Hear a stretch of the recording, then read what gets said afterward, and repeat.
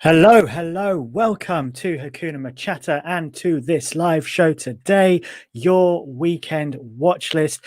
I'm ready to have quite a bit of fun today, guys, and I hope you are too. I have two very special guests with me on the stream. We're going to be giving you your weekend watch list today, talking about some of the films, TV shows we're watching that you can add to your watch list this weekend, give them a watch, as well as sprinkling in some chat on diversity and representation as well, because that's just what I do here at the channel. So without further ado, I'm going to bring my two guests in from the podcast to all the films we judged before.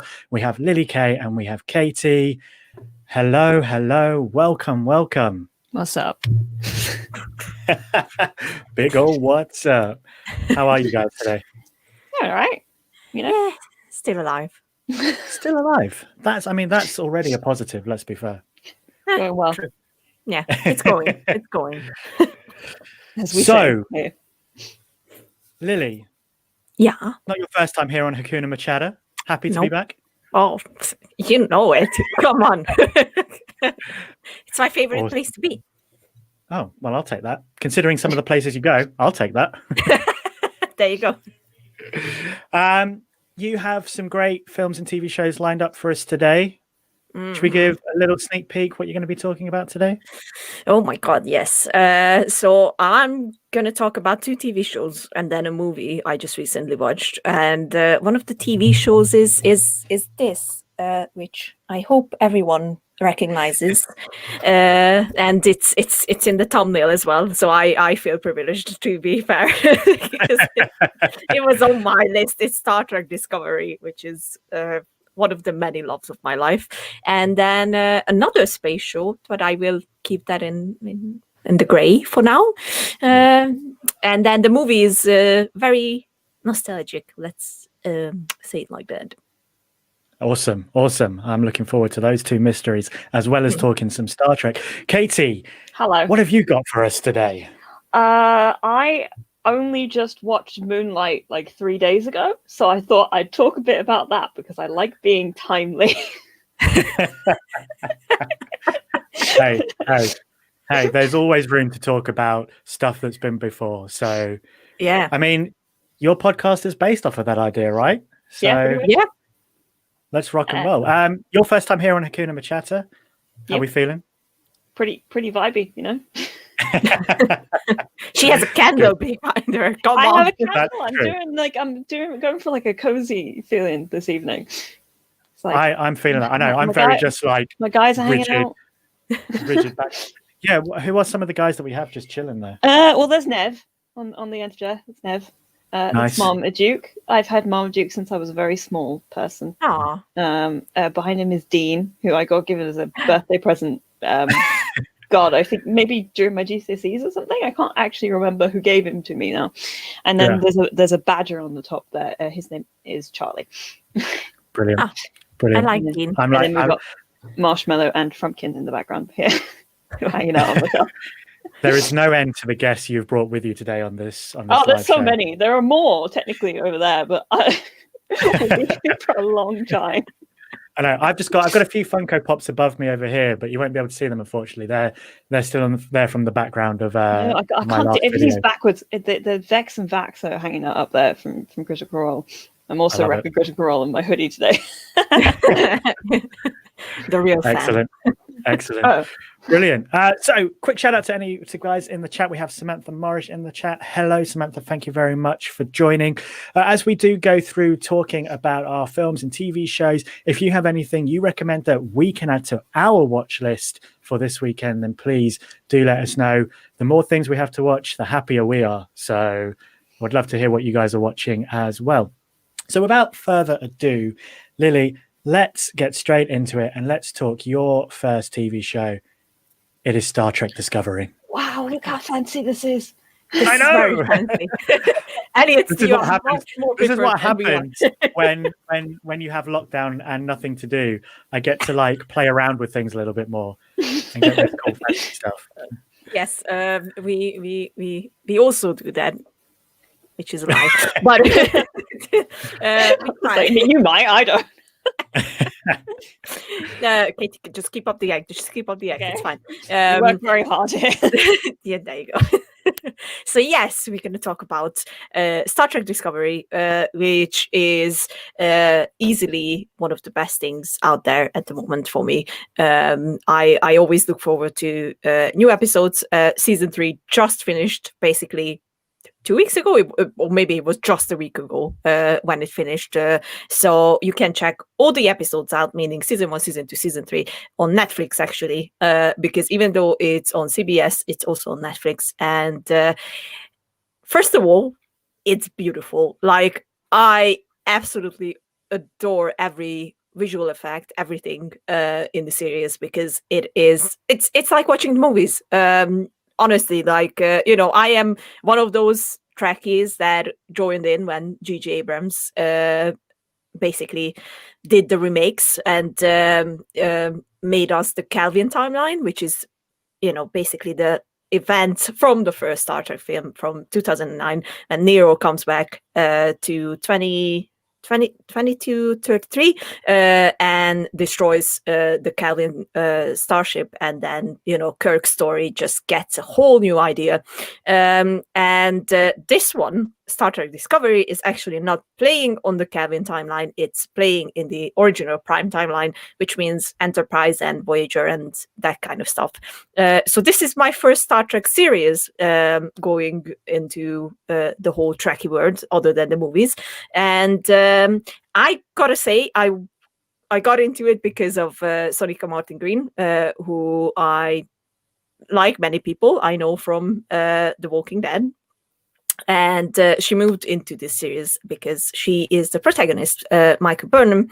And what can I say? She's so cool. I just love her so much. I think she was the perfect choice for Michael. And how they tie the whole series in to the Prime timeline is basically Michael is Spock's adopted sister. That's not a spoiler because they basically they tell you in the second episode of the first season. So there you go. And we already have 3 seasons behind us. And then who else is in there? Michelle Yeoh, who's such a great actress. If you don't know her, I highly recommend checking the IMDb out, because she was in Crazy Rich Asians just, what was it, like 2 years ago or 3? I don't even know. Was it 2019? I think it was 2019. 2018. Yeah, not long ago, was it? Not long ago. And then she is going to go on now to star in the new Marvel movie, which is Shang-Chi. And she was also in Kung Fu Panda 2. And she is going to be in the new Avatar movies, which I am very excited for. And she's so good in this. She basically, I'm going to put a little bit of a spoiler warning here. This series does a lot. Like, they travel to alternate universes, they travel to alternate galaxies as well, and then they travel to the future as well. So they do a lot of things. And Michelle Yeoh actually portrays the same character, but with different identities or personalities, I would rather say. And she's just gorgeous. I love her so much. I can't hear you. You're on mute. I thought I'd clicked it off before I came on. I'm actually glad to hear that, because I watched the first 2 episodes yesterday. I hadn't watched it previously. So you mentioning that you were going to talk about it, I was like, all right, let me get a bit of knowledge behind myself. Yeah. And I caught the first 2 episodes, and obviously stuff happens with Michelle Yeoh's character in those first 2 episodes. So it's nice to know that we will see her again later on. It was so much fun, even just those first 2 episodes, and I definitely picked up everything you're saying, and that it is just film quality from day one in terms of visual effects. Yeah. And I love how they mix practical effects with visual effects. I think they are very excellent on that part as well. Like, we have to mention him because he's the master of practical effects. It's Doug Jones, who plays Saru, who is also, here's a little trivia for you, who's also the first alien captain of any of the starships that we already saw. So there you go. Saru is amazing, and he's obviously done with practical effects, so that's not CGI, nothing like that, and it looks gorgeous. And Doug Jones is once again just Oh my God, he's such a good actor. If you don't know him, he was in The Shape of Water, he was in Hellboy, he was in The Strain, he was in Falling Skies. You never see his face. I want to see his face. And actually, once again, a little bit of information. You're gonna see his face in this one, like his original face. It's perfect. It was such a perfect moment. I loved it so much, and I am geeking out because I just love this show so much. There are so many things that could be said about it, and actually, what I really enjoyed in it from the very beginning is that I think it's in the front line on being diverse and doing one of the best representations out of all the shows that I've been watching lately or started lately. Whether it's going to be, people of color, whether it's going to be the LGBTQ community, it's all there and it's beautifully there. Like, yes, I need more shows like this. I'm not going to lie. But this is it, and like I don't know Star Trek as well as many other properties. I watched all the Abrams realm of films, and I remember watching some of the older TV shows as well. Mm-hmm. But if there's one thing I remember vaguely, and I've picked up in the last couple of years as well, is that Star Trek was kind of always that path about it being just incredibly inclusive, and not just of human races, but of alien races. But that kind of, if you already establish it with alien races, it kind of, same as Doctor Who, like it kind of then picks up, it translates back to, hopefully should translate back to our own universe, our own world that we live in day in, day out. So as I said, like watching those first 2 episodes and they just left Sonika Martin Green and Michelle Yeoh to just kind of lead it front and foremost. It was just refreshing, really. And especially, and I think that's the most important thing, is that we're seeing something that's kind of similar, but we're getting a very different, what feels like a very different take on it. So I agree. Like actually, it was funny because I just rewatched the first season, and after watching, and I know that you watched it as well, Lovecraft Country, that was on HBO, and there's this one scene in the very first episode where, oh my God, should we put spoilers in here? I never know if you've not seen Lovecraft Country, this is your spoiler warning for Lovecraft Country. There you go. Go. So in the first episode, which is Katie, by the way, because Katie hasn't seen it yet. Sorry, I have it ready to go, and I just haven't got around to watching it yet. But it's the first episode, so I don't really care. So go ahead. Fair enough.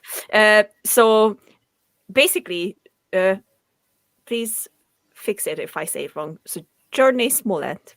Is this how you say it? Oh, beautiful. Journey Smollett, yeah. So her character, Letitia, is running away from vampire creatures, dogs. I don't know what they were. Still didn't figure that. Some kind of Lovecraftian nightmare. Yes. Hell beast. I love the fact that, especially on TikTok, but I saw it in a lot of places, that she doesn't look back. She just runs. And, I noticed it in Star Trek as well, especially watching the first season. They have, similar scene, not horror or anything like that, but they are basically running away and they are not looking back. And I'm like, I like smart characters.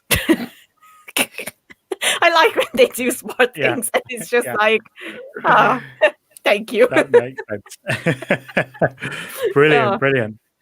Right, well, we have a few people kind of dipping in and out of the live stream. If you're new here watching the live stream, please let us know in the comments what are the films and TV shows you are currently watching, so we can add to your weekend watch list. You can add to our weekend watch list, and we just want to know what you think. Have you watched Star Trek Discovery? Have you watched Lovecraft Country, since that's come up as well? Let us know in the comments. So we're going to move on now to Katie, to your first thing you have been watching, and I've very cleverly got my slide ready and waiting. And you picked up 2016's Moonlight. I did. It took, 16. I thought it came. It's longer ago than I thought it was. It was 5 years ago. Yeah, and I've actually not seen it yet either. So. Oh my God. Okay. I will be very careful about talking about it then, because I don't want to spoil anything. No, go ahead. But it is I think, I mean, first off, it's beautiful to look at, and Barry Jenkins did the most beautiful job with the whole thing. I kind of went into it with high expectations because, you know, people were talking about it so much, and for ages, I just had it on DVD, and I just hadn't gotten around to sitting down and watching it yet. And it's still somehow managed to blow my expectations out of the water. It's a really quiet and gentle film, which is I feel like a rarity when you have, because I mean it's literally about a young queer black boy, you know, over the course of his whole life. It's split up into these 3 acts, and I just couldn't stop thinking about how gentle the whole thing was. Like the direction is done with such a sort of a gentle hand, and it kind of focuses in on all of these really small, intimate moments with other people, and he's such like an internal character. All 3 of the actors who played, he goes by 3 different names throughout the whole thing, but his name is Sharon.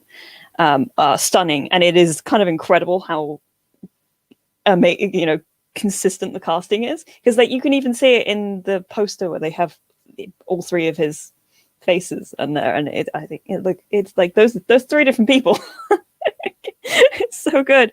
And that actually has always astounded me that is 3 different people. It is superb. The performance is incredibly consistent as well. Like I at no point did it, like it was like when I watched what's that Legend with Tom Hardy, and he plays the twins, and I just kept forgetting that he wasn't 2 people. Because the performances were so singular, and it was kind of the opposite in that it was such a consistent, like this was just one character I was watching. It wasn't 3 different people trying to do one character. It was just one person, and you were watching him throughout the entirety of his life as he was trying to, you know, understand himself and his place in the world. And even when the movie got violent at times, it was still just so incredibly. Like near the end of it, I was sitting in bed watching it, and I got so kind of relaxed by the atmosphere that I got a bit sleepy, which I mean in the best way, because it was just so, yeah, like I said, it was so calm, and it's very much one of those kind of mood piece sort of indie movies that I absolutely adore and will go out of my way to find every so often. I'm completely unsurprised that it won Best Picture at the Oscars when it actually did win. Yeah, eventually got there. Yeah, do you know what? I really love what you're saying in that it's nice to have those slower movies every now and then, or those movies that aren't big and brash like Marvel and Star Wars are, for example.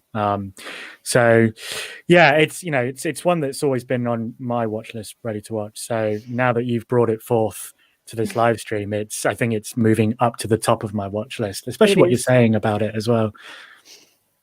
So I mean it's set in it's filmed in Florida. It's set in Miami as well, and it's such a beautiful setting. Like there are so many shots of them on the beach, and it feels so.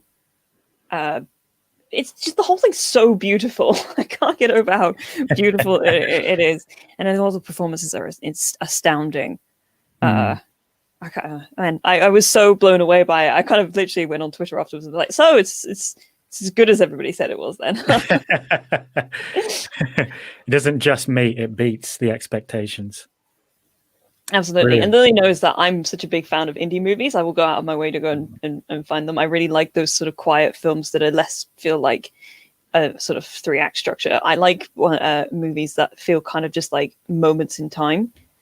Right. There's something very gentle about them, and that this movie definitely kind of holds on to that. And I think you can feel the fact that the story is by a man named Terrell Alvin McCartney, and it's clearly a very personal story to him, because I think that there's always something to say about having people tell their own stories and the level of authenticity that comes to it out of that. I didn't realize that. I knew that Barry Jenkins wrote the screenplay, but the story is by this man Terrell, and he is a queer man, and I think you can just tell in the writing, that this is a story by somebody who has lived this sort of experience. And I think it's just like a perfect example of how that is such an important element of creating more diverse stories in Hollywood. Yeah, definitely. Yeah, and it's hopefully things will begin to move down that way more. We'll be talking more sort of maybe that in a moment on diversity and representation, certainly. So guys in the chat, have you seen Moonlight, or will it be adding to your watch list? Let us know, and let us know what you thought of the film if you have seen it. So I'm going to take this opportunity to move us on to our next, and this is the show that I'm recommending. This is my first recommendation, and this is Netflix's Lupin, or Lupin for any people who are French purists, and I wouldn't blame you. It is your language, and it is a beautiful language. So Lupin arrived to Netflix recently, and currently they have just 5 episodes up at the moment, sort of part 1 of the first season. So we should be getting, I know they just confirmed today, I believe it was Netflix, that part 2 of the first series will be out this year. But it follows the story of Arsène Diop, who is a guy who has read the old Arsène Lupin books. Lupin is a book written in the early 20th century, early 1900s by Maurice Leblanc. And what this show does is it doesn't just directly adapt the stories for screen. It kind of adapts them in the way that this character we have, Arsène, he has read the books as a kid, and he now sort of models himself off of Lupin and how he moves through the world. Lupin is the gentleman thief, and so Arsène Diop has kind of taken the hands on being a thief, but a gentleman thief. He's very charismatic. He's very efficient at what he does. He uses a lot of disguises. He's able to blend into the world. It's really quite fascinating. And Omar Sy, who plays Arsène, I've got to say, he's just brilliant. He kind of exudes all that charm. I knew that I recognized him when I was watching it, and I was like, where do I know him from? And I realized the only place I know him from, he was in the first Jurassic World. He works alongside Chris Pratt's character. Was it Owen? Owen? Right on Owen? Lily, tell me. Yeah, Owen, yeah. Owen, thanks. Yes.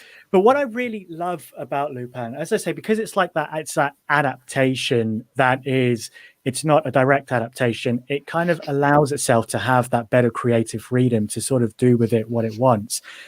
And with that in mind, what it means is that the character they've written in, Arsène Diop, he could literally be anyone. Now, they do write backstories in that him and his father are from Senegal. They do mention some things to do with race as well, but it doesn't define who that character is. And so actually, you could have had an East Asian guy, you could have had a Middle Eastern guy, you could have had a white guy. It wouldn't have made a difference. But the fact that they have then written in, though, the fact that, he is from Senegal, and it kind of shows me that the clear and obvious choice was made that they wanted to have a black lead on this show. And that's kind of really comforting in the fact that to see that choice is made. It is a French TV show. So if you are going to watch it on Netflix, you have the option to watch it dubbed or in French with subtitles. I watched it in French with subtitles, and for me, that's the best way to watch it. And anything anyway is with subs, because then you kind of get the sounds of the proper sounds of the world with it that they've created. But I can't express more about just going to check this one out. Have you guys had a chance to catch any of it at all? I haven't yet, but I have heard pretty much nothing but it on my Twitter at the moment. All of the various what are they called, media things to do with television and whatnot have been posting nothing but stuff about Lupin. It's also, did you used to watch Hustle on BBC with Adrian Lester? No, I didn't actually, but I know of it. Right, because it kind of in a way really feels like that. It's kind of got that same sort of, it's very stylish. It's kind of clean and it's really cool, and yeah, it just kind of it kind of hits those beats, and it kind of made it very relatable straight away for me watching, because I used to watch Hustle all the time when I was in my mid-teens. Yeah. Hustle was one of those shows that used to just be on BBC Three all the time, and I'd be like, okay. Yeah. Yeah, I haven't watched Lupin. It's definitely on the list, but I'm gonna just insert this here because Omar Sy is it. He's in one of the greatest films of all time. I'm just gonna say it like this, Yeah. and it's The Untouchables, which is a French original movie, and they remade it with Kevin Hart on Amazon, which I really wish that they wouldn't have done, but they did. Don't watch that one. Watch Untouchables, and it's I have a I don't know. I think I am funny in some ways, but I have a problem with comedies. I can only connect with them in a very specific way. So it has to be really relatable for me to be like, oh, this is a good one. I like this one. Right. So I don't have many comedy movies on my list usually, but Untouchables is definitely there. It's and watch it in French because it's that's the original language on it, and it's so freaking good. So if you haven't seen that movie, go and watch it. I do believe it's on Netflix, and it's once again Omar Sy, and actually that's the movie that made him famous in Hollywood, and that's why they cast him in Jurassic World, because he was just so good in that they were like, we need this guy. And yeah, I really hope that he's coming back in Jurassic World 3. I'm just gonna put this out there as well. Just survived the first one, so just so people don't get confused, it's Intouchables and not Untouchables. Oh yeah, it was Hungarian. It was Untouchables. Okay. Yeah, so in English it is it Intouchables? Just in case people start looking for it and they can't find it. Yeah, nice. Thanks. Yeah, I wonder if it's on a streaming platform that we can catch it easily. Sounds like that kind of film might be on Amazon Prime or possibly Netflix. If they're trying to push more. Katie's going to look, so we're all good. Yes. We're all good. Yes. Well, while it's Katie looks, on Amazon. Yeah, cool. Well, while Katie looks, Lily, we like to talk diversity representation on this channel. Yeah. It's kind of my thing. I kind of like doing that. Now you've come on before and we've spoken a little bit about it, but sort of not. We spoke about it when you came on to talk about Never Have I Ever last year, which was great. But I just kind of, when you hear those words, diversity and representation, what does that mean for you? Is it important to you? What does it mean to you? Is it important to you? If so, why? It's the most important thing, to be fair. Like, honestly, when I watch my movies and I watch my TV shows, it's going to sound weird, but I will say it like this. I am sick and tired of seeing my own face on there because, I don't care. To some extent, sure, why not? But otherwise, I realized, especially last year, because obviously COVID, you're staying home, you are watching a lot more thing and everything. And I realized that I enjoyed movies and TVs as well, much more if they were one of my main things, Korean. I love the Korean TV and movie scene, and I found gems, and I am so glad that there are more and more coming out, like Lovecraft Country, which we already mentioned, and then Jingle Jangle, which is an amazing movie on Netflix, and I need it. We need it because our world in general is so freaking diverse, and we need that represented in the movies and in the TV shows that we are watching. I think it's crucial that it's there. And what I would say is that I finally see some change coming in, which is nice, and I really, really appreciate it. The movie I'm going to talk about is definitely on top of that list, because if you haven't watched Lovecraft Country, first of all, watch it. It's really, really good. Second of all, it was good because it was finally a horror story with people of color in it, and it had a completely different look on the whole genre than you are used to. Basically, they usually grabbed similar themes that we already seen, like there was an actual haunted house episode in there. Well, kind of, but it had a very different spin on it, and I think diversity and in general means that, because obviously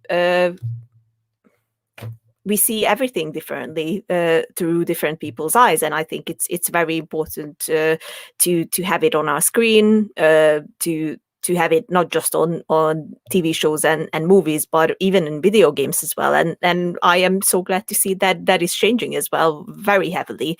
But we need more. We need to keep pushing for this. For these movies and TV shows. I really, really enjoy them. I actually almost ended up just listing Korean movies and TV shows for this live stream, because I've been hooked on so many of them.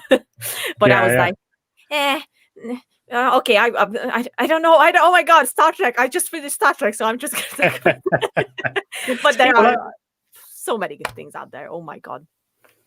I just want to speak a little bit to the point you made about Lovecraft Country, because I think something that it should be noted about it is the fact that H.P. Lovecraft was incredibly racist.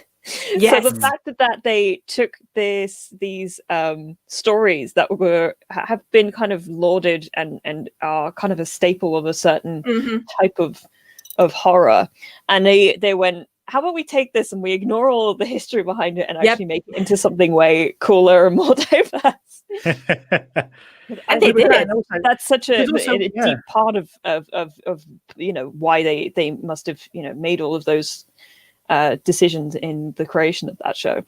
Yeah, because the show definitely, for me at least, it kind of said that the main horror is racism of this time.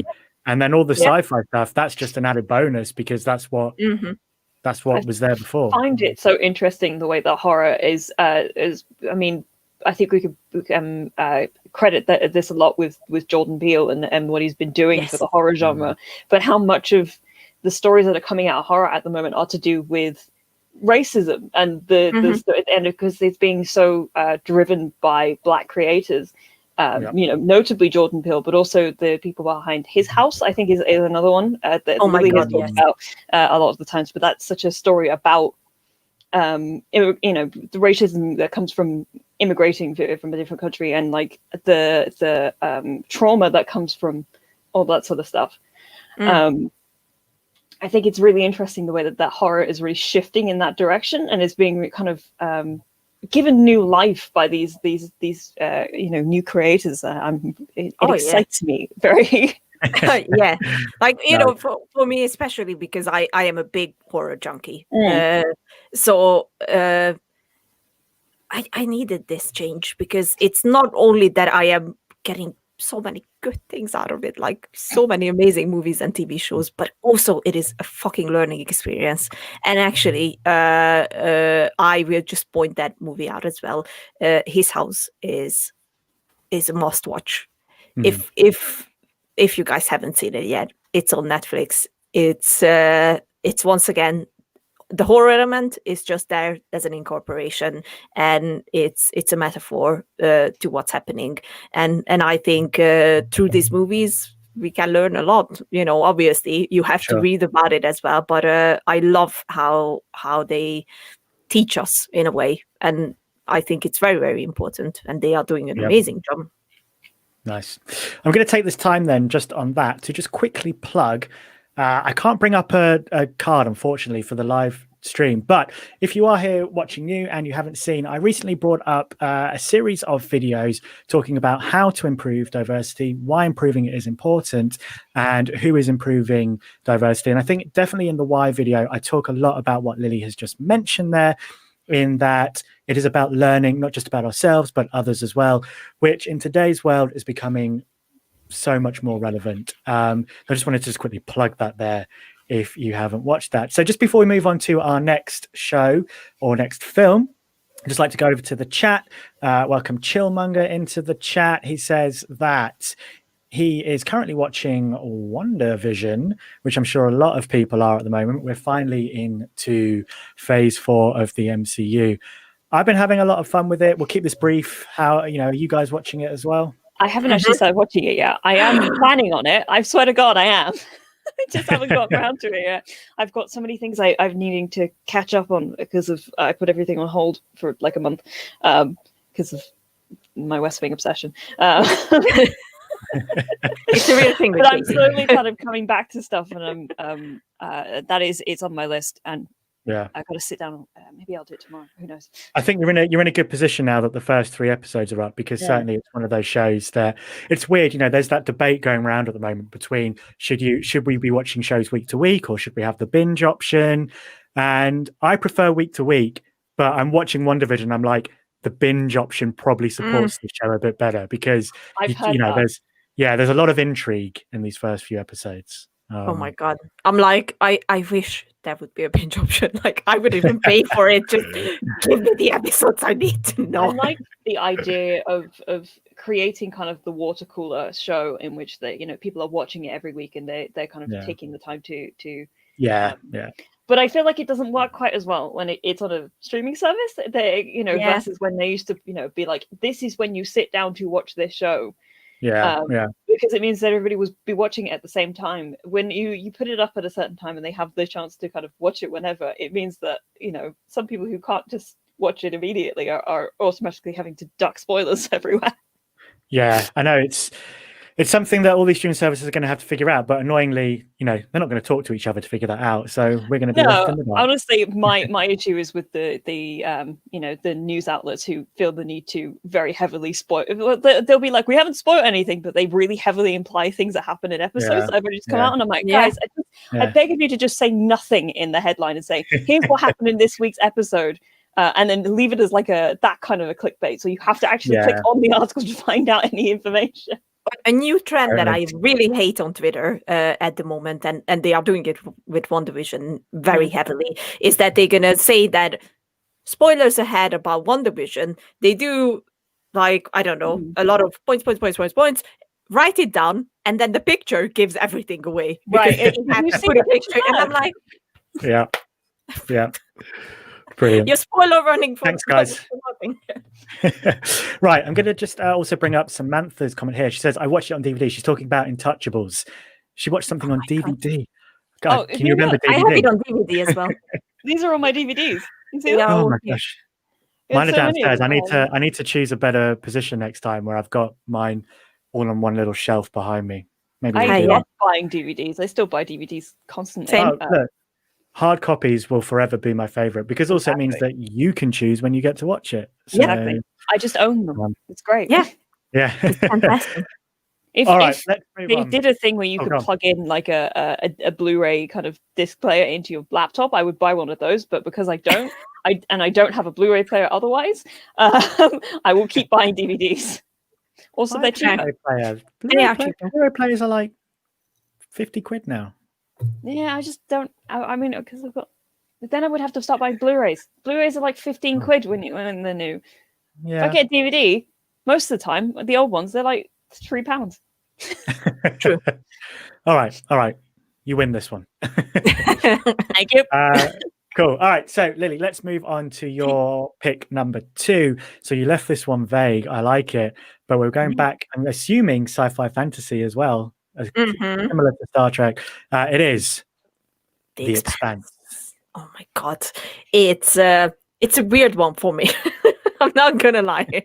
on a level where I read all the books, because it is based on a book series written by James S.A. Corey, and it's I had a hard time to even get into the books. I'm not gonna lie, mostly because I am getting tired of the fact that they are writing not just trilogies, but 8 freaking books.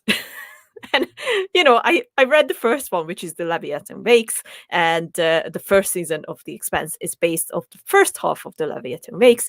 And I started reading it, and then I realized that there's going to be a second book, and the second book is actually out. So I was like, okay, I will buy the second book as well. So I bought the second book, and then I realized that there's another one. And they just kept coming, and I was like, why?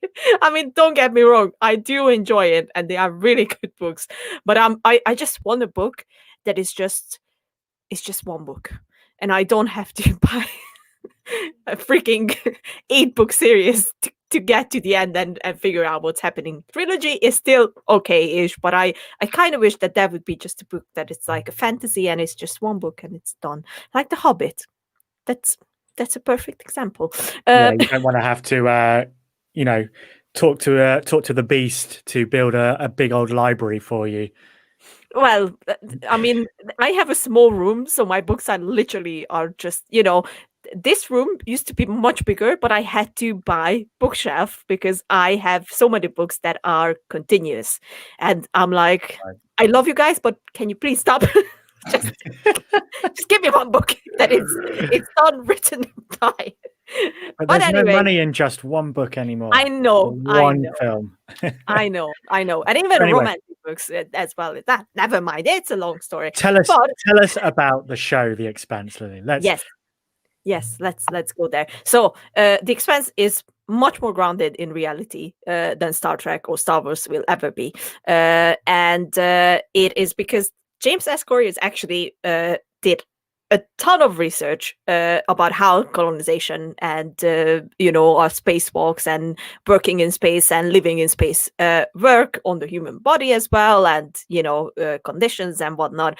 So there are a lot of realistic things in there, which I very much appreciated. That's why I got into the books as well, because it was like more on the ground, and it was more like, okay, this is something that could actually be our reality, like much later on, obviously. And basically it is a conflict between Mars, because in this story we already colonized Mars, Earth, and the Belters. And the Belters are the people who already born in space and living on a space station, and therefore they have a different structure on their lungs and body and everything. So, for example, they cannot live on Earth because their lungs would just collapse. But anyway, that's the backstory, and the main story in there is basically a war. Well, they are on the edge of war because they blew up an ice mining ship at the beginning, which introduced us to our main characters, Holden, Alex, and Naomi, who are played beautifully. Naomi is played by Dominic Tipper, who's a British actress, and this is the first time I am seeing her, but I will definitely keep an eye on her because she is amazing and easily the best part of the whole series. And then Holden is played by Stephen Strait, who is from Italian descent, I believe. And I know him from Sky High, which was an amazing movie. If you haven't seen that one, watch that one as well. And it's so beautifully done from the very beginning. It's visual effects wise is not as good as Star Trek. I'm just going to put this out there. So watching it after Star Trek, which is what I did, is like a bit like, it's not bad, but like, okay, I can work with it. But what I really enjoyed is how they built up the action and how they brought in the politics as they would work in the future. And we have a wonderful actress in as the main politician, and I will butcher her name, and please forgive me. She's from India, and her name is Shorer Aktalo, and you could know her because of her voice, because she has such a unique voice, and she actually gave her voice to Mass Effect 2 and 3, which are amazing video games. She played Admiral Ren, and it's just amazing to see her, come live on our TVs and playing huge roles, because she's getting more and more roles, by the way. And it was interesting to get into this TV show because the first season starts off really slow. I'm not gonna lie to you. Like if you don't really like slow burners, that you might feel like that it's not actually such a great one, but trust me when I say that it's worth the wait to get into more into the season 2 and then season 3 territory. And this one is actually a very exciting one because Sci-Fi wanted to cancel this one, but the fans loved it so much that it was basically saved by them, and Amazon picked it up, and now it's at its 5th season, I believe. Yes, the 5th season is airing now, actually. And there are already rumors that they already picked it up for a 6th season. So it's a Survivor show, basically. And there's a reason for it, because as we go into it deeper, it it honestly gets better and better, because I had the same problem with the show that I had with the book, that halfway through the first book I was like, I don't know if I am interested in it anymore, because it was just so slowly starting. But then, I got to that one point in the book where everything just changes like drastically, and I was like, okay, there we go. And it happens in the show as well. And I was like, I just have to wait for that moment. I just have to wait for, and it came, and I was like, beautiful. The show has been picked up for a 6th and final season. There you go. Yeah, as you say that as well, we just have a chat coming from Chillmonger to say that Amazon usually doesn't have shows go 6 seasons. So to be fair, this will only be 2. Amazon. Right, yeah. There you are. They're like, no, 2's good. To be fair, at least now they have the chance to end it on their terms. Yeah. Which is good. I think that's quite nice as well, though, because a lot of people look at shows, and if they see, we have friends who, for example, had never seen Game of Thrones, and that obviously went on for 2 seasons too long, or in some people's eyes it needed to be expanded another 2 seasons. But either way, certainly once it kind of hit the last 2 seasons, it seemed to have lost a lot of that magic, or at least once it had gone past what the book, the point of the books, it sort of lost its magic. And then you look at maybe even like The Walking Dead as well, which is something I've stuck with, and we're finally getting a final season this year in season 11, but it's taken a long time to get there. It's taken a long time to get there, and we've needed a final season for The Walking Dead for a long time. So it's nice that The Expanse, like Amazon, have just said, you know what, we can wrap this story up in this time, which is nice. Does it feel like it's deserved in that way, like to finish on a 6th season? Yeah, I think so. Because it go longer, or there are many things happening in the books which haven't even been touched on in the show, but I think they made the right choices on what to bring in and what to leave out. So I can imagine finishing and wrapping this up with season 6. I think it can work, and so far they've been doing every season really well. So I think it should be fine. Hope 6 seasons Great. Is a good number to end the show on. Yeah, and they still have the books behind them, so it's a good help. It's a big help at the end of the day. There's a lost art to ending your shows before they get bad. I think Breaking Bad was like the only one for a long time that understood. It's like, no, we have a point in which we're going to end this before we start going on too far. Yeah. It's nice when that happens. It's why Avatar: The Last Airbender sticks as one of my favorite shows, because they were like, no, we're doing it in three books, as they say, and then that's it. It's done. And it left everybody wanting more, and now we get to enjoy more through Korra and comics. It's and also a case of just allowing a show to go for as long as the story actually makes sense. When you wrap up a storyline at the end of a season and you're like, but they've given us another season, so I guess we have to come up with something else. It's like, it's the Supernatural issue where they where they just kept going, and it's like, you could have just ended. How many? I had over 20 seasons. Was it 15? Okay, 15. All right. Okay. And for 15 years. Wow. Incredible. What is this? You have your shows like Law and Order, which can just keep going because they're just case by case episodes, and then you have story based shows which just should end at a certain point. Yep. So true. Definitely agree. Nice. Well, thank you, Lily, for The Expanse. Guys in the chat, have you seen The Expanse? Let us know. Will you be adding it to your weekend watch list?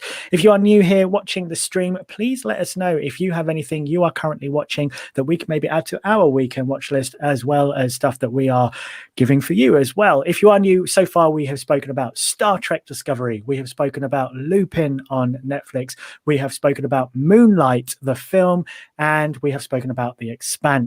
And next, we have something kind of a little different, which Katie is going to bring to us, because you wanted to talk about a casting in a show, that show being Umbrella Academy. Look at my kids. I love them so much.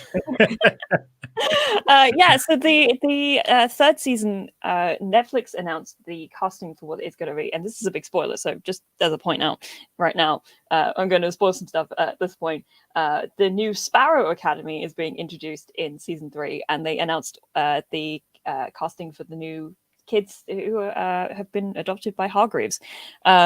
And I was so thrilled looking at the list because, I mean, there's a couple that are a bit interesting because one of them is Justin Min as Ben, who was Ben previously, but then stuff happened and now he's a slightly different version of Ben. It's a whole thing. But I was thrilled to see that out of the 4 or 5 new members, I think one of them is white. Yes. I was like, it was like the first thing I was like, oh, I'm so thrilled. I mean, it makes sense for the show because obviously these are all kids who have been adopted from various points all over the world, and it was kind of built into the concept that the original Umbrella Academy kids are also relatively diverse, but also there's still a fair few, white kids in there in comparison to the rest of them. But I think this one they went far more interestingly diverse, and I've just always appreciated the fact that they kind of embraced the worldly aspect to the casting of this. So we've got hang on, I'm looking at the list now. So we've got Justin Cornell, who's playing Marcus. He's going to be number 1. Justin Min is then playing Ben. He'll be number 2 now, which is very interesting because he used to be number 6. Very different character as well. We have Brittany Oldford, who will be playing number 3. Her name will be Faye. Jake Epstein, who's playing Alfonso. Genesis Rodriguez, who's playing Sloane. Cassie David is playing Jamie, and then the 7th one, which I just find to be hilarious, is the existential inducing psychoderm Cube, who's playing Christopher. The most diverse of all the casting, a Cube. Cube. That is pretty fantastic. So, I mean, I think he may be my favorite so far. But this is one of my favorite shows. I've talked about it to death to anybody who will listen.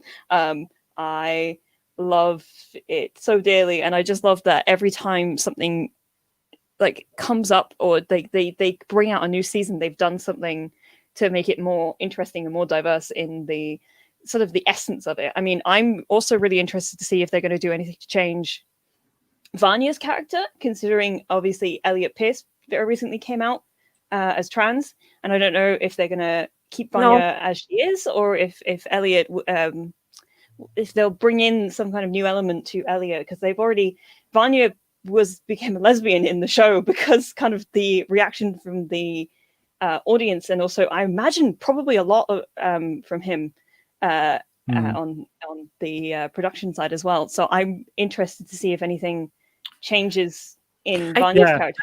I think that was kind of news that they are not going to change the character.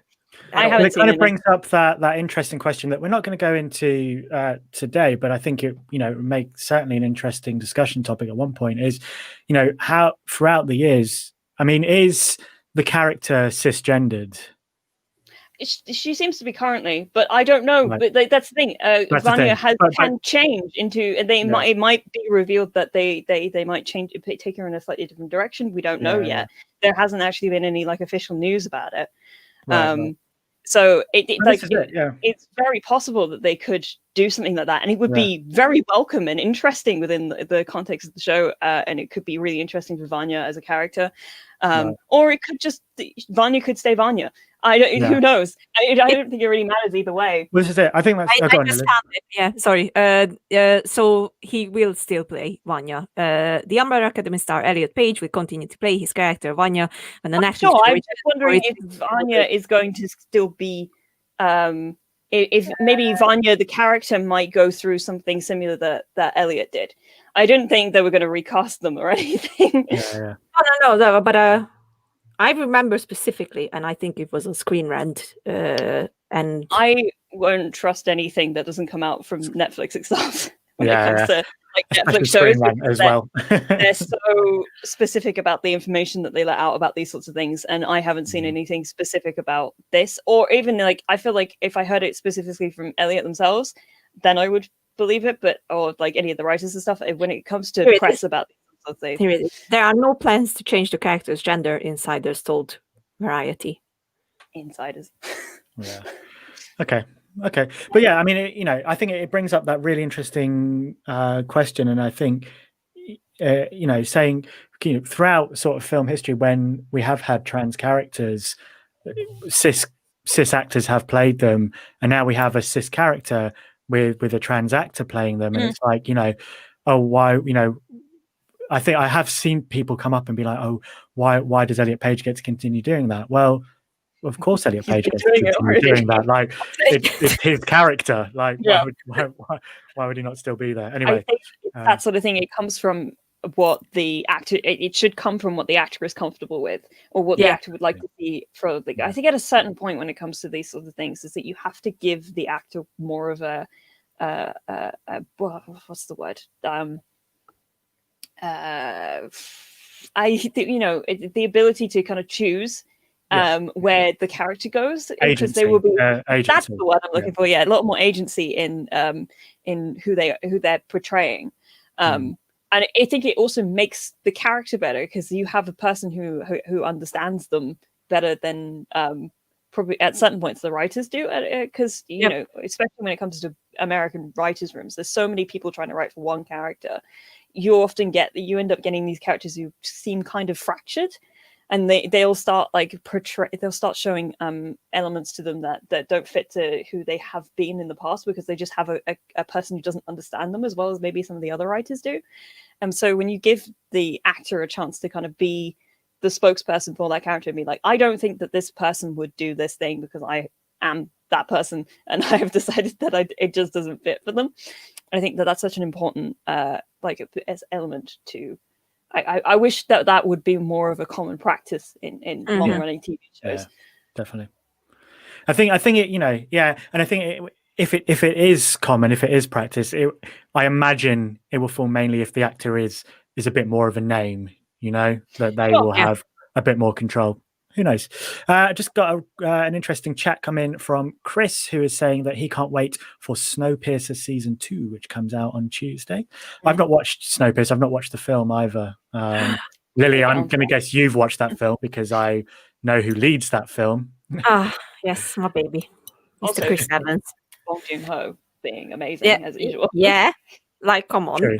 It's an amazing film, and that's why I'm not gonna lie, I haven't watched the TV series, because I felt like it didn't have that touch to it. I heard kind of mixed things about the show. I don't know if maybe I don't know. I haven't actually seen it myself, and I haven't looked into it specifically. But I remember when it first came out, I didn't see the most enthusiastic reviews surrounding it, but I love Daveed Diggs, so there's that's true. That was the only thing that was like, I can see how that would intrigue you. Yeah, I can see how Daveed Diggs would do that. Yeah, but I love the movie. That's definitely something that is come on. All right, so we can look out for Snowpiercer as well, which Chris has recommended to the Weekend Watchlist. We have Leo from Geekly Goods who's just joined us. How are we doing, Leo? Hope you're doing well. Thank you for joining the stream. So we're going to move on to the next thing to talk about, and this is coming from moi, and it is new film on Amazon Prime, One Night in Miami. Just to start, have either of you seen this film yet?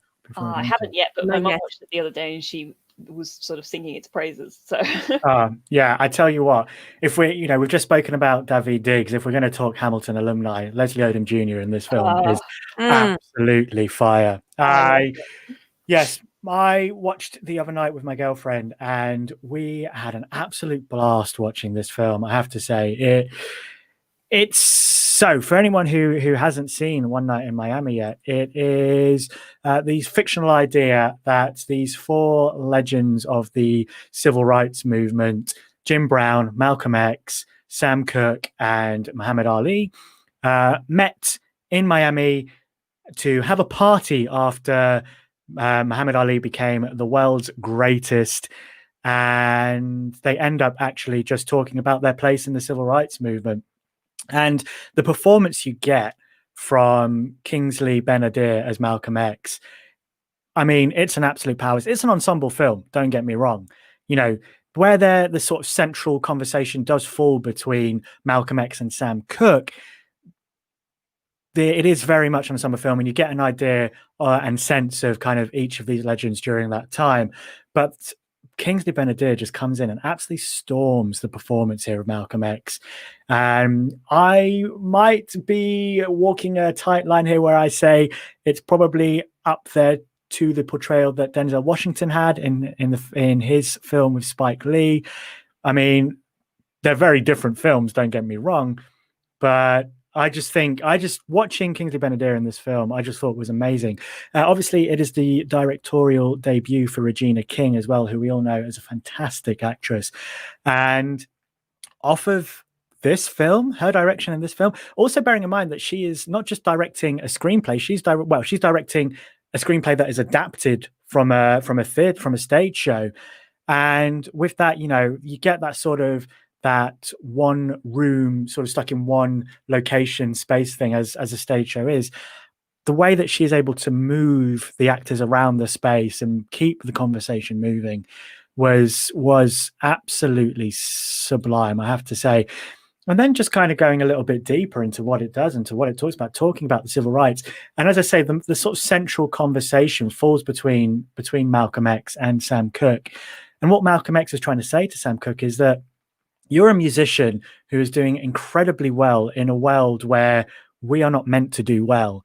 And you're not using your platform right now to better our movement, to better our place in society. And he talks about how Sam Cooke should be using or could be using his platform. No, I say should be using his platform. And it's just a joy to watch from start to finish. Really, really is. I heavily recommend that you guys catch it as soon as you can. Yeah, I think I'll get on that at some point this weekend. I might sit down. Yeah, and me too. Go, just, I thought it was, for some reason I thought it was on Netflix. I don't know why. Everything's on Netflix. Okay, yeah, that's probably why, because everything is yeah, especially after Netflix announced that like insane movie release schedule that they're like releasing an original movie a week, or maybe more than one a week. No, one a week, but it's like one a week. They kind of have to, It's just amazing how much they have in the bank, considering the last year. Wow. Yeah, that's the scary thing, isn't it? So Leo said he has checked out One Night Miami, and he says Leslie Odom Jr. is the show stealer. There are two particular scenes with Leslie, one sort of in the middle and one towards the end, where we see that more singing, performance, musical theatre side of Leslie Odom Jr. It's why he was put in this role to play Sam Cooke. And most beautiful voice, that man.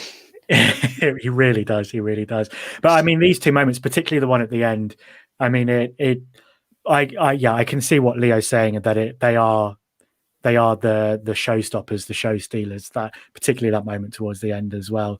Leo's also saying that he loved the cinematography too, capturing all those men in those wides and keep the shots captivating, powerful by consistently having more than one of them in a shot, unless a point is emphasized. Great work there from Regina King. And I highly, highly agree with that as well. So before we move on to our next, and I believe it is our final, will be our final as well, be coming from Lily. Katie, I'd just like to move over to you to just chat a bit about diversity and representation.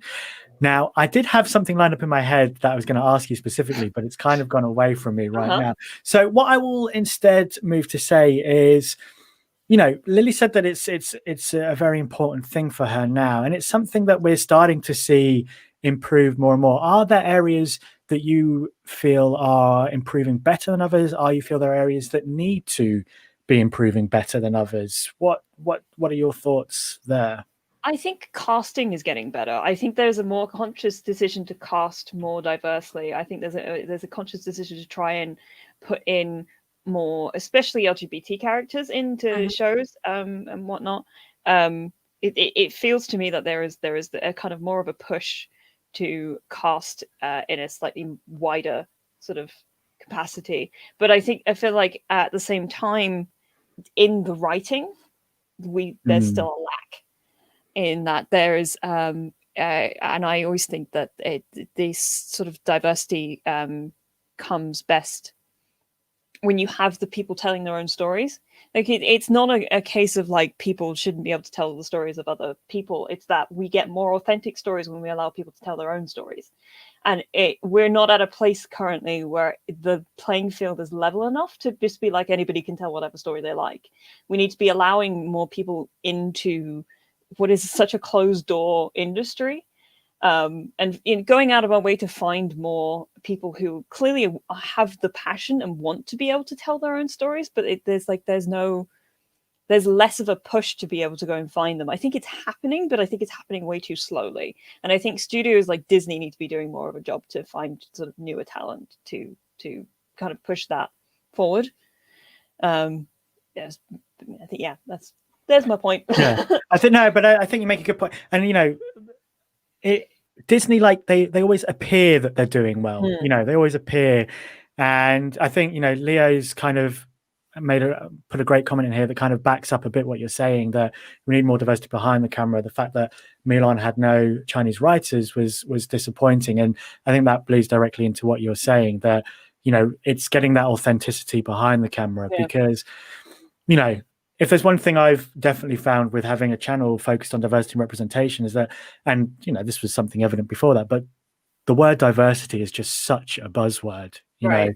And there are so many people out there that, people that are trying to improve it. It's people like Ava DuVernay or Riz Ahmed, but they don't use that word anymore, because it's ended up just kind of being a numbers game. And so if we are to get more people behind the camera, then we will better representation, we'll better inclusion. And I think it's those areas where, as you rightly say, where we're aiming to improve. And once we do, films like Mulan will completely excel. And Disney need to be one of the champions of really pioneering that change, I think. I think it definitely comes from finding new voices, because there's so much of this industry is built by people who know another person, and then they kind of get their foot in the door, and then they charm people, and then they get suddenly these just god awful movies get made because people just happen to be quite good at pitching. And you just kind of sit there going, oh god, we could be giving this money to so many like better. But it might not even just be pitching. Like it could just be the fact, have you watched the Netflix show Hollywood? No, I haven't actually. Okay, so that is a brilliant one. That is similar in a way to Bridgerton in the fact that it is a bit of a revised history. Hollywood does it a lot better than Bridgerton does, in the fact that there's the central film that runs throughout the first series that is trying to get made is written by a black writer, and this head of the production company says, we're going to make this film, but you're not on the project. Thank you for your script. Now we're going to do with it what we want to do with it. And it's how much is it that someone is really good at pitching, or how much is it that just the other things aren't being chosen. I really recommend watching Hollywood. Actually, I'm just going to add that to the watch list as well, because I think that's a really great show that looks back into Hollywood's golden age and says, what if we had done things, or what if things had happened this way instead? It's a great what if program, and the whole final episode just had me in happy tears. Like the whole runtime of that final episode. Fully recommend. I had a point and it just slipped away, which is really annoying. Okay. Yeah, we'll get Lily to talk about the last film that we recommend on today's live stream. And if it gets back to you, let me know. Just give me a heads up in the private chat, and we'll get you back in. So Lily, let's get you back off mute. And for the final film that we're going to talk about today, you're going to talk about Vampires versus the Bronx. Yes. I just watched this and I am so mad at myself because I haven't watched it last year when it came out. It was on my list, and then for some reason I just never got around to watch it. So literally this week I was like, oh, look at this. I'm going to watch it finally. And the first thing I'm going to say, guys, you had Zoe Saldana in there. And then you don't make her into a vampire? What are you doing? I am so with you on that. I'm like, Why? You just, it was right there. She was right there. Why? But other than that, I really enjoyed this movie. Mainly because I will just go back to my other point that I made, that it's finally it's a story that we already seen a million times, but it's still not the same. If I have to bring up an example that is similar to this one, it has to be Attack on the Block, which is one of John Boyega's first movies, and it's a really good one. And actually, the feel to it is very similar to Vampires vs. the Bronx. It just has a different spin on it. It's the old story that you already know. The vampires come, the vampires going to take over. They want to be the rulers of this neighborhood, but like, nope, it's not gonna happen. And I fucking love it. I'm like, yes. It is excellently made. It has such a strong nostalgic feeling to it, mainly because how much they reference other stuff as well. And if you're into horror and the vampire history in movies and television and things like that, then you can catch something like the name of the company that the vampires use to take over the Bronx is Morneau Enterprises, which comes as a tribute to F.W. Morneau, who was the director of Nosferatu in 1922, which is considered to be the first vampire movie. And then the symbol of that company is actually Vlad the Impaler, who is the real life inspiration of Dracula. And I love these little things in movies, and they put them in so smoothly that I was like, it's just perfect. And I want to shine a light on the kids, because every single one of them is amazing in this film. And I am already on the hype train for Jaden Michael, who plays Miguel, the main character, and I cannot wait to see him in more movies, because he's excellent in this one. And he's you can already tell he's going to be a freaking great actor, and I hope that they pick him up a lot more in the future. But every single one of them, basically, like I think the other one I would say is who really captured my attention was Gerard Jones, who played Bobby, and so good. Everyone was so good in this movie, and don't expect anything like, I don't know, a huge drama or a big ass comedy. It's gonna sound weird, but it's basically a feel good movie for me, at least. Like, I really enjoyed just being sucked into this whole story, and just being there with the characters, and just having this heroic feeling that yes, we have to save this community, and yes, we have to save this neighborhood, and they brought to this message so really, really well that I was just there the whole way through, and I really, really enjoyed it. It's definitely going to be up next to Attack on the Block, which is another big favorite of mine. So yeah, if you haven't watched it yet, it's on Netflix. It's a Netflix original, so I highly recommend you go and watch it. And it's just 90 minutes. It's just yeah. It's a treat. I mean, let's be honest. It's the perfect film for just that little bit of escapism, but then it kind of has the nice, like, socio-political undertones, but they're just very they bring it in very easy. They don't do this quote unquote virtual signaling. They make it also accessible, but it's just kind of the way that they just slide it underneath and keep everything light and fun at the top. And it helps having younger leads as well, that it just kind of keeps it at, I don't want to say an age limit per se, but just at a way that, as you say, it's just chill. It's just fun. It is.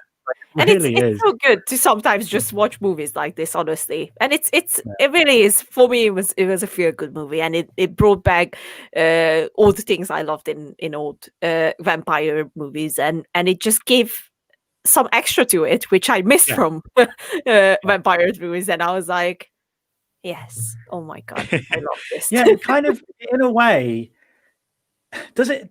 I kind of feel that in a way it kind of bleeds together Attack the Block and What We Do in the Shadows slightly, Yes. you know? Yes. That's it. Slightly so. so Like not so much What We Do in the Shadows, but But in yeah, a a way, little bit in there. But in a way, yeah. yeah, I can can find see it. that. You can find it. It's a Yeah, good awesome. movie. No, it is a lot of fun. Mm. Great. Thank you for that recommendation. Cool. So we've been speaking for just over an hour now on some of the films and TV shows that we recommend for you to add to your weekend watch list. So I'm just gonna find a quick way to recap them all so people can go check them out. And I say I'm gonna find a way. I've freaking smashed it. So I've no got one little worries here. thing that I've just seen. Yes. Apparently, it's Sam Cook's birthday today. Ah, So well, there you there we go. are. Happy birthday. Mr. Maestro, happy Yes. birthday. Happy birthday. Okay, so let's recap everybody's weekend watch list. So you can move firstly in to Star Trek Discovery. That was brought to us by Lily. You can watch that now on Netflix. Yep. Moving on, we have Moonlight, which Katie brought to us. She recently watched for the first time. Absolutely loved it. Katie, do you know where we can catch Moonlight? Oh, I don't know, but I can check for you right now. I think it might be on Amazon. I'll have a look. I think it's on Amazon. Yeah. Awesome. I will move on to the next, and when you know, let me know. I brought you guys Lupin, which is currently on Netflix. The first half of the first season just began recently, so do check that out. Lily also brought us The Expanse. There are 5 seasons, or the 5th season is currently airing on Amazon Prime. There are 4 seasons there for you to catch up on if you love your sci-fi fantasy. Go check that out. We have The Umbrella Academy, which just had their announcement for season 3, their casting announcement. Katie is absolutely... She just can't wait. I can see her in the little video in the StreamYard studio space. And she just a massive smile radiated over her face when I said Umbrella Academy. So if you haven't checked seasons 1 or 2 yet, make sure you check that out. I recommended One Night in Miami over on Amazon Prime. If you want to see some fantastic acting from the four main, some fantastic direction from debut director Regina King, I cannot recommend that enough. And then we finished on Vampires versus the Bronx, which is a Netflix original as well. So make sure you check that out if you want just a fun, chilled out, attack the block style vampire film. Katie, did we find Moonlight? So it's not available to watch for free on anything, but you can rent it on Prime for about $2.99. $2.99. I mean, that is less than the price of a cinema ticket, and you're in the comfort of your own home. Absolutely. Perfect. Amazon, I expect my royalty check in the mail. Thank you very much. Awesome. Well, thank you very much, Lily and Katie, for being my first guests on my new live show here, Your Weekend Watch List. Where can we find your podcast to all the films we judged before? So we are part of Troy Baker's Relator channel. So you can catch our weekly episodes every Tuesday on Relator, and then we release the podcast form later on our Anchor page. And you can follow us on Twitter at 2cinephiles and Katie as at My Beautiful Idiot. On Twitter, I'm Test Subject Nerd. Yeah, Test Subject Nerd. There you go. And me as Art of Lily K. So if you want to, come and check us out. We are funny sometimes, not always, but sometimes. I think you're funny. Thank you. Good kind of funny as well. I'm just going to bring up, this is the easiest way I can bring up your handle for Twitter. So that is the handle for the podcast there, guys, at 2cinephiles. So make sure you check out their podcast. There's loads of episodes already up on Troy Baker's Relator channel, on their Anchor link as well. So make sure you check that out. I have linked one of your more recent videos in the description box. So if people want a quick link to watch one of their latest videos, then you can find that in the description box. Do check that out. Well, thank you very much for coming on. It's been a pleasure to have you. And yeah, I mean, this is a fortnightly thing, so we'll have you on again soon, I am sure. Oh, I have a recommendation for next week before we go. Okay. Because something drops that I simply cannot wait to watch as well. On the 29th of January, The Little Things Will Arrive, which stars Denzel Washington, Rami Malek, and Jared Leto. And I've seen you be excited about this one. I cannot wait. I am so excited because I love all three of them so dearly, and I truly believe that this is going to be a really good movie. So I would say that that's a good one for next week. If you Nice. want. What's it dropping on? I think in the UK it's going to be available to rent on Amazon, and later it's going to drop for Prime as well. Prime, yeah. If my information is completely correct, but apparently it's not out in the UK until the 12th of February. Great. That's We're just delayed with everything. So, everything is like a month behind here at the moment. In the US on the 29th of January, but it's out in the UK on the 12th of February. Okay, I am very disappointed. I know.